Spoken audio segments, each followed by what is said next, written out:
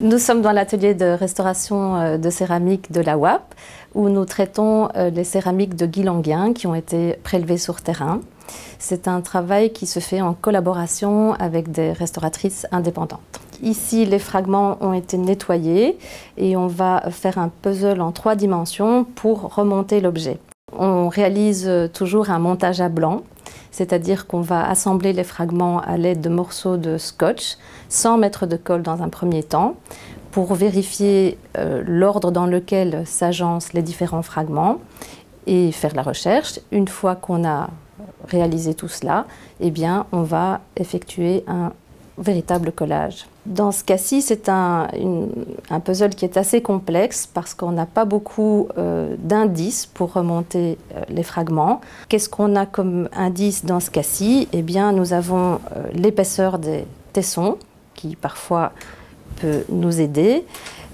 Nous avons également les traces qui sont laissées par les doigts du potier au moment où il tourne la céramique. Les tessons qui ont une forme particulière comme la lèvre et le pied peuvent aussi nous aider à reconstituer la forme.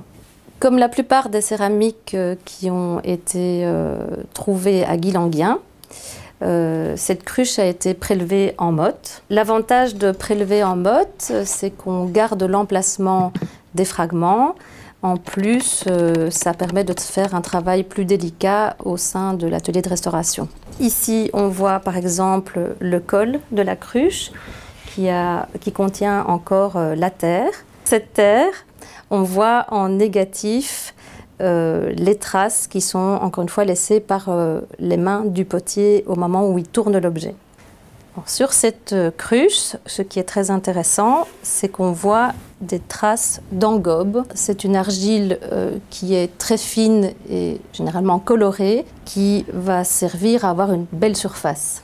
Ce qui est aussi très intéressant, c'est de voir les traces qui sont laissées par les vers de terre lorsque les fragments se trouvent enfouis dans le sol.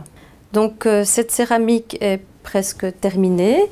Nous devons encore fixer le col et réaliser un petit bouchage qui permettra d'avoir un contact optimal.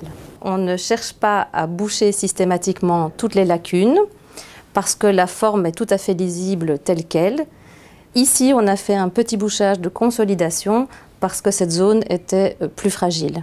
Nous sommes ici dans la phase finale d'un traitement où nous mettons en teinte les bouchages. Cette céramique avait besoin de bouchage de consolidation parce que les contacts n'étaient pas très francs. Nous avons fait un bouchage légèrement teinté, mais nous venons encore le retoucher pour qu'il s'intègre plus facilement à l'ensemble, pour qu'il soit visuellement moins présent. Sur le site de Guy Languien, nous avons eu le plaisir de trouver de la vaisselle de banquet en alliage de cuivre. Et nous avons ici donc de très belles pièces, notamment des onokoé, des patères et ce qui pourrait correspondre à une casserole.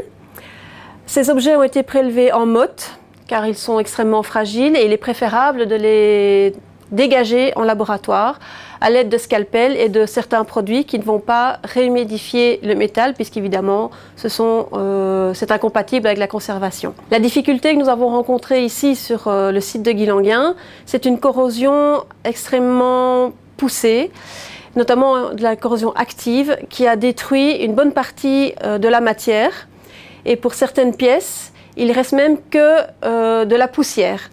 Alors le travail a consisté principalement à consolider ces pièces au fur et à mesure de leur dégagement et également de les doubler grâce à du papier japon, ce qui renforce la structure et lui donne du corps. Certaines pièces n'ont pas pu être dissociées, comme par exemple les passoires, puisque la corrosion les a soudées ensemble.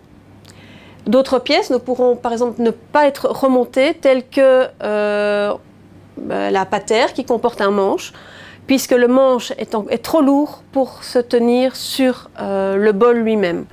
Alors pour la conservation préventive, nous avons mis en place un système de boîtes et de supports qui vont permettre le transport de la pièce et même sa conservation simplement dans les réserves du Centre de conservation et d'études. Ces supports, évidemment, ont été testés au préalable pour garantir la conservation des objets, notamment par la non-émission de composants chimiques qui pourraient venir altérer la pièce par après.